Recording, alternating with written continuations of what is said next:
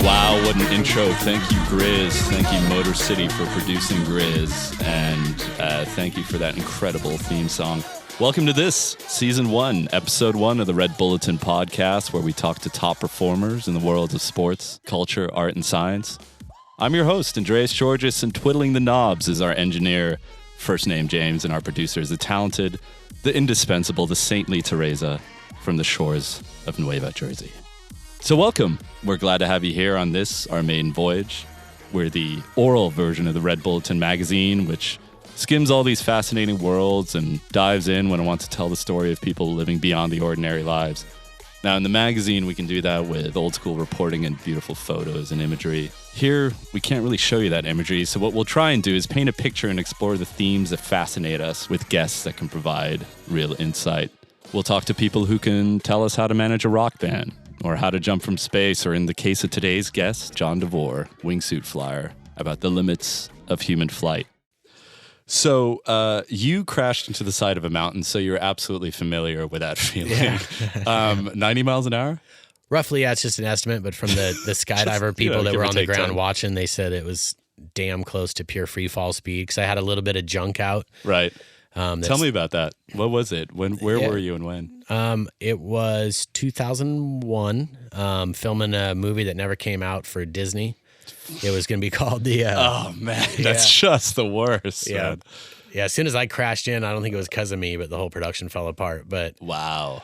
You were that bad omen. I must have been. Well, I don't know. I made it, so I think I'm a good omen. You were like, well, yeah, you could have been like Brandon Lee in The Crow, right? Like that thing never got made either. Yeah, exactly. Well, actually it did get made and got CGI. Right. And it got weird. But anyway, so you're not Brandon Lee is what we're establishing right now. No. Got it. No, I'm not very good at martial arts either. But exactly. And you're here sitting in this incredibly boring recording studio doing this thing. All right, suffering through this, but go ahead. Cool. So the stunt was, it was a cool stunt. The movie was going to be called The X Team. It was a spin-off of the A Team, but it was going to be all like... I see what they did there. Yeah, there you go. Pretty clever, It's like the A Team, but with X. Yeah, what?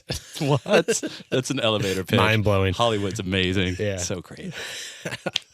So yeah, my stunt was, the gag was for me to jump out of a helicopter at 12,000 feet, so way up there like a normal skydive, but with skis on, and then go through free fall with the skis on, pull a parachute, and eventually come in and land on top of a big mountain, cut away the parachute, and then ski this incredible line, which, although I fancy myself an okay skier, I didn't get that slot. It was going to be Shane McConkey that was going to be the skiing guy after I landed. So we'd been doing it for a couple of weeks already. The stunt's really not too sketchy, but for lack of getting into a lot of technical stuff about gear, I didn't necessarily have the right container and parachute system for the job. So I had what we call a pilot chute and tow, where I'm in a stand-up position, basically standing on my skis in free fall. I pull out the tiny little parachute called a pilot chute that pulls out your big parachute. Well, when I pulled it, nothing happened. It was just sitting there trailing behind me, just getting towed. And so what you do there, if you're just normal skydiving, is you could just pull your reserve or whatever, but usually you go through, like, you try to reach back and it's just a little pin that the pilot chute's supposed to pull. So I was reaching back trying to pull it out manually. And because of that, I kind of ended up, ass flying. I wasn't standing on my skis anymore. It was more like I was sitting on my butt. My feet were in the air a little bit. And the skis are obviously affecting the flight. Yeah, not so much at that point. I mean, it was they're going to affect things in a second in the story, but they weren't affected much yet. Stay tuned. Yeah. So I finally got the pin pulled, and instead of going off straight off my back like a parachute's supposed to, because the way I was kind of lazy boy sitting back in my sit fly position, all the lines and parachute came under my arm by my chest, and I just watched all these lines come by me and wrap around my boots, binding, skis, and just hog-tied me up. And there's really no reason to cut away because, cut away your main parachute because it was wrapped on me. Did you have what is it called? A reserve. Reserve, yeah. Yeah, so once I realized that there's no way I'm getting out of this mess, my mission was to get my reserve parachute out. But there was enough of a mess on my feet that it hung me upside down. The parachute never came all the way out of the bag that it's stuffed in. A little bit of it did. I like to say like the size of a hefty garbage bag, which would be like 1 or 2 in cells of a parachute, just enough to create a little bit of drag. And which is cool if you're jumping off, the roof of your garage and you're 10. Yeah, totally. Yeah. Kids, don't do that. Sorry, disclaimer. That was like the first jump I made. I'll get back to that. Are you serious? With a blue tarp, yeah, holding the four corners of a blue tarp. Wow. Hurt like hell. I thought I broke both my ankles. But. All right, back to this very serious story, though. Yes. So I realized I was in a really bad situation, and so I was trying to get my reserve parachute out, and unless you know skydive gear, it's hard to explain, but the cabling system that holds your reserve cable, because I was hanging upside down and spinning like a top at that point where I had tunnel vision that the black walls were coming in, I could only see out of pinholes. That's how fast I was spinning.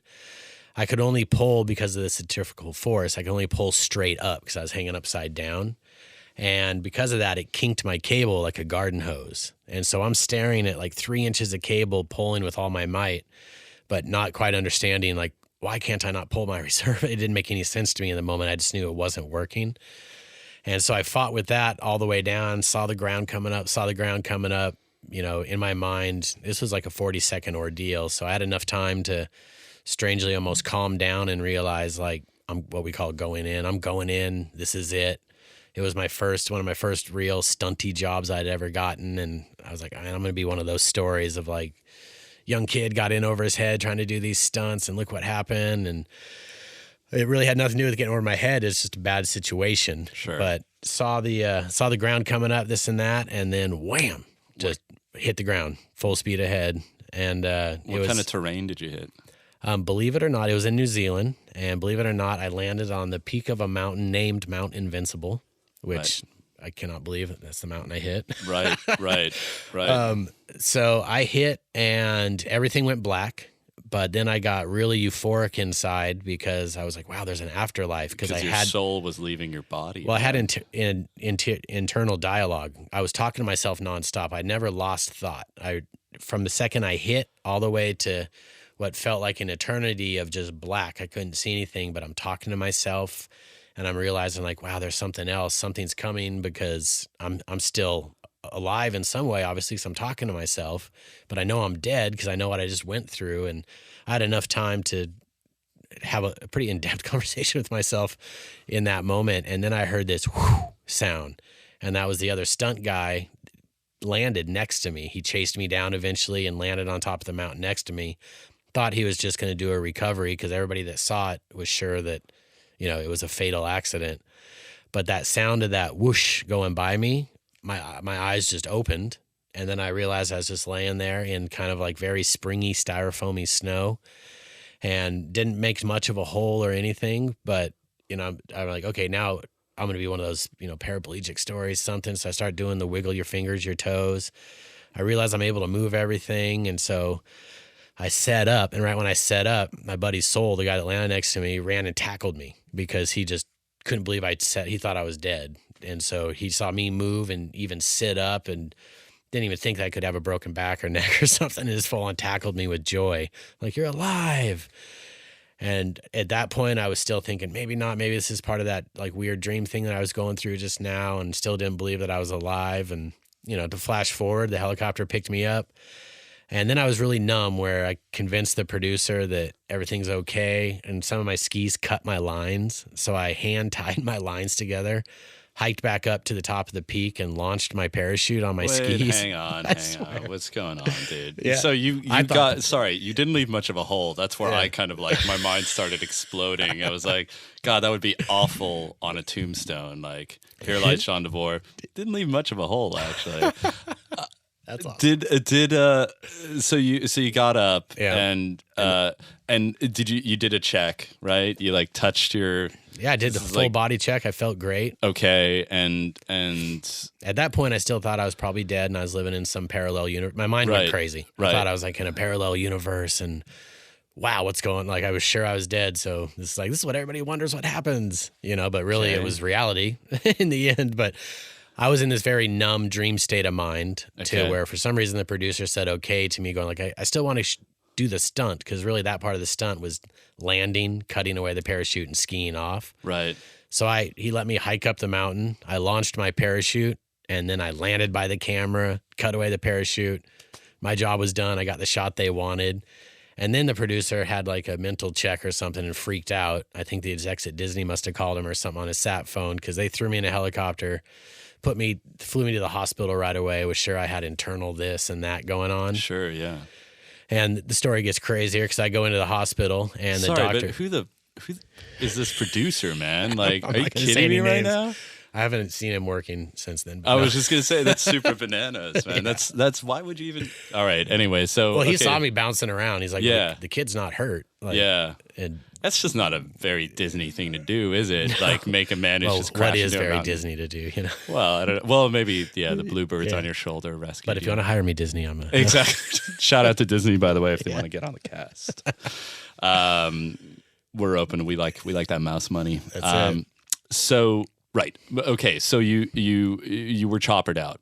Yeah. So we got to the hospital. We walked in, and that my handler, whatever you want to call him, told the doctor the story, and he instantly thought he was on one of those like prank game show things or something where he's like, all right, he kept looking around. Everybody's like, what are you looking for? And he's like, the camera crew, like, haha, because I'm sitting there, and he's like, obviously that didn't happen to this guy. Like, look at him, like your story's BS. And they're like, no, seriously, and eventually convinced him this is real. Everybody's just standing there cold faced going like, this isn't a joke, like check him out. So he starts checking me out, and there was nothing wrong with me at all. And so he wrote me this really awesome release letter that basically the first paragraph is, I don't believe anything you guys told me, but I verify that Jon DeVore is great. Like, he can go. There's nothing wrong with him. Tell me that's framed somewhere in your house. I have it. It's not framed, but I have it tucked away somewhere. That's an amazing letter to have. Yeah, it's my memory of that. So you go home and you say, this has been great, but obviously this was a message from somewhere, and I'm never going to do this again. Nope, I didn't do that. I went home and buried it deep inside for a little bit. Like, I didn't tell my wife right when it happened because I didn't get home for like 10 days. So she had no idea. And I definitely broke down. Sorry, I'm just this relationship is getting more and more interesting as the podcast goes along. Yeah. Yeah. Well, I just wanted to shelter her from it because I wanted her to be able to touch me and know that I was here before, because she's a skydiver, and I just thought the story would make her lose it. And so it was simply to protect her is why I didn't tell her. I told her the second I got home. Right.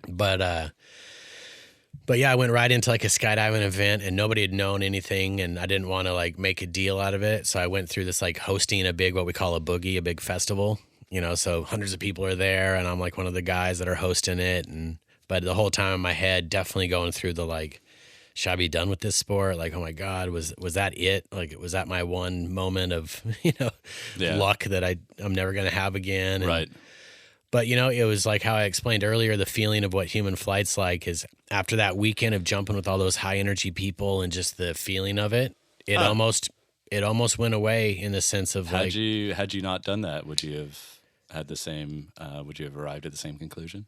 Probably because it's what put me on a path already. It was that feeling and that big, desire to see what's next. Still early enough to bail on that path. Though, Yeah. right?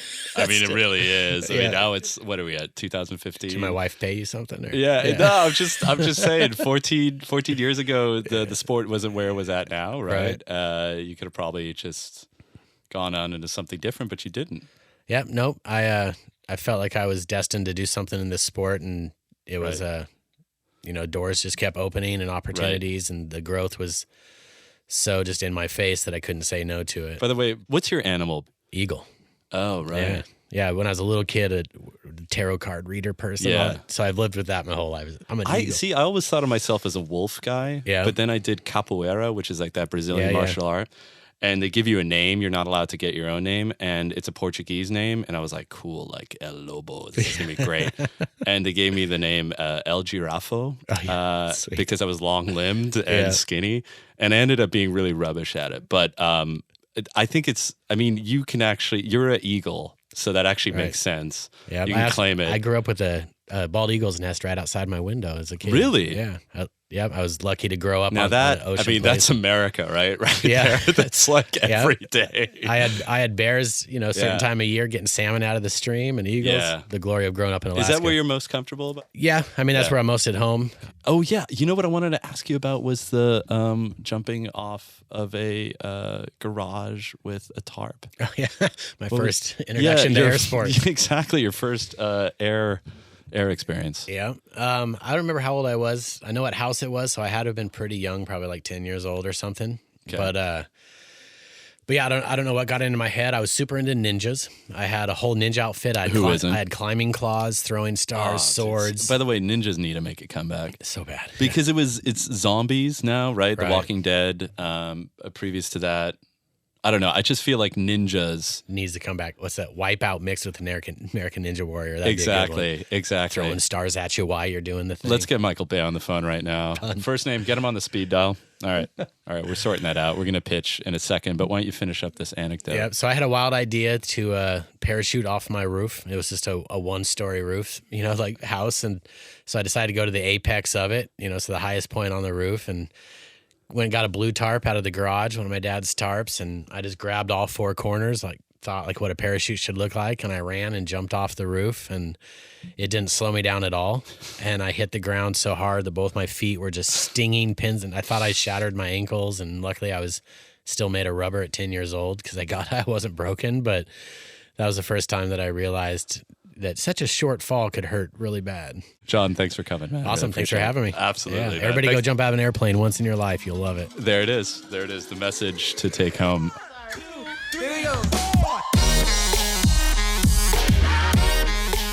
So that was good.